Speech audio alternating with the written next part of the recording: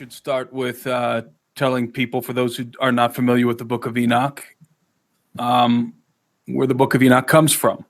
Obviously, by virtue of its name, the Book of Enoch is ascribed to Enoch.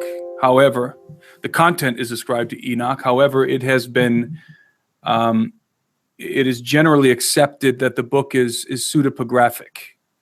In other words, it's ascribed to Enoch, but it wasn't Enoch who actually wrote the book.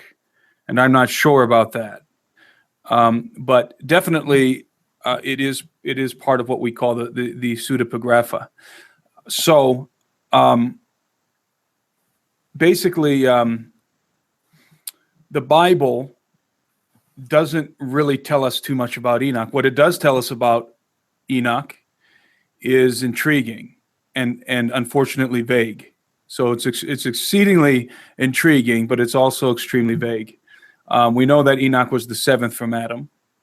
We know that Enoch walked with God. He lived 65 years. He begot Methuselah. He was the father of Methuselah. And then after begetting Methuselah, he walked with God 300 years and had sons and daughters. And then he was not, for God took him, whatever the heck that means. I mean, there's a lot of speculation about that, but it's a very, very strange situation here that we have recorded in the Bible of Enoch walking with God for 300 years. I mean, I have a hard time walking with God for 30 minutes. This is an astounding statement. This is kind of like one of those personages in the Bible, like Melchizedek, who have these very vague descriptions in the Bible. And what we have to realize is I think there's a reason why the descriptions that are in the canon, in the Old Testament, are so vague, is because there were other descriptions of these events and of these individuals written in great detail elsewhere. So there was no reason to duplicate the information in the book of Genesis or anywhere else in the Old Testament. So it's my hypothesis that the reason why the Bible is in fact so vague concerning Enoch is because his story was well documented elsewhere and was readily available to the writers of the Old Testament and also to those living in the New Testament age. Everybody knew the story of Enoch, and they knew a lot more about Enoch than just that he begot Methuselah and then walked with God for 300 years and disappeared. That's almost all we know about Enoch.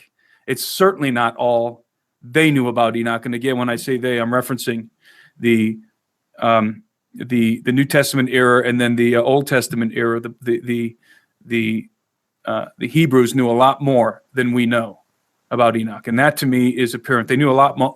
They knew a lot more than we know about Melchizedek as well, and some of these other characters who are vaguely referenced in the Bible. So, what's really intriguing about Enoch is that we're told that in the book of Jude, we're told that Enoch prophesied, which is a very important distinction concerning Enoch, because if Enoch prophesied, the writer of Jude is saying that Enoch was a prophet.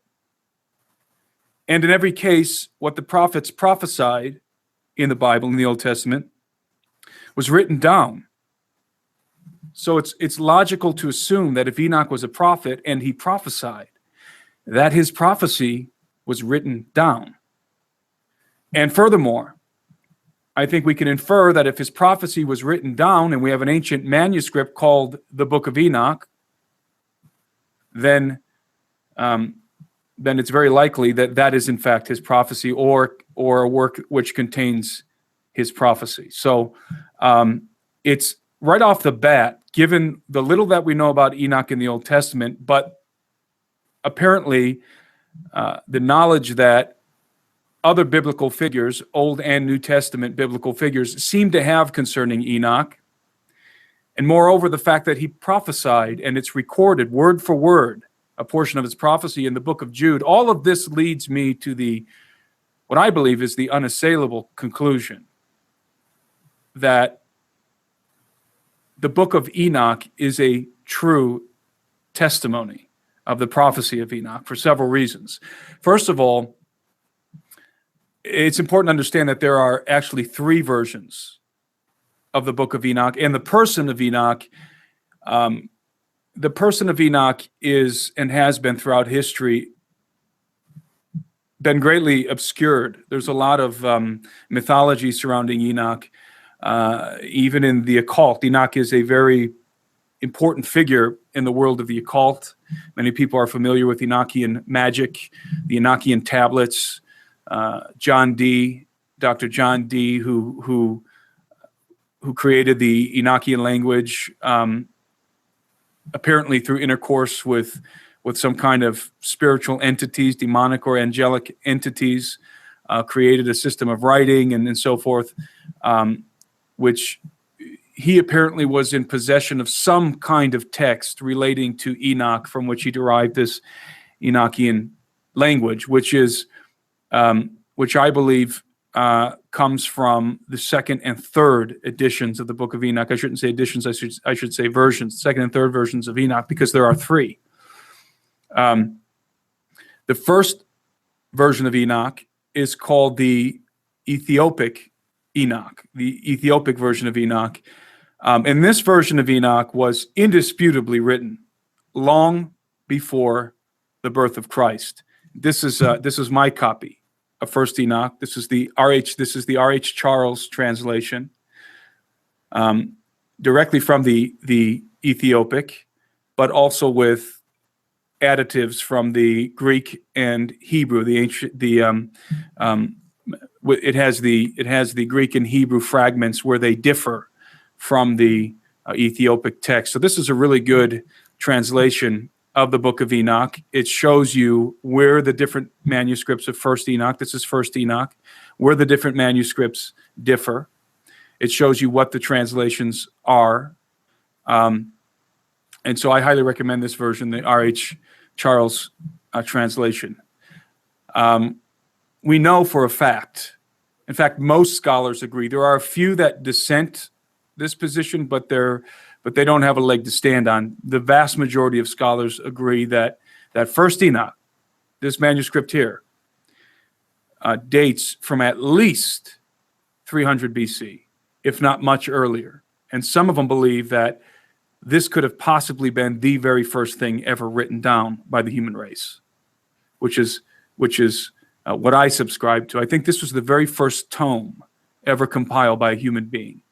I could be wrong, but that's my feeling on it. And there's a number of reasons why I feel that this is, in fact, the first book ever written by a human hand.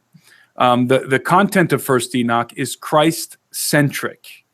It discloses more detail, more prophetic detail concerning the Son of Man than any other known BC manuscript, including those of the Old Testament.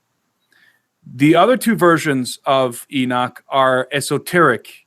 Second Enoch, which is also known as the Slavonic Enoch, it's also called the Book of the Secrets of Enoch, is most commonly dated after the birth of Christ. And then there's Third Enoch, which is called the Hebrew Enoch, or the Revelation of Metatron, definitely written after the birth of Christ. And both Second Enoch, especially Second Enoch, is highly esoteric. And Third Enoch accounts the mystical journey to heaven involving Rabbi Ishmael ben Elisha, who was the high priest. And so it's very, its content is very, it's Jewish mysticism. There's some Kabbalah elements in it. So I would advise people to stay away from Second and Third Enoch. and to stick to First Enoch, which we know was written before Christ. And that's important because the Bible says, in fact, an angel told John that the spirit of prophecy is the testimony of Jesus. So if this was written before the advent of the coming of the Son of Man, and it prophesies that coming in accordance with the doctrines that were laid out by the apostles in the New Testament, then we know that this is in fact a true testament.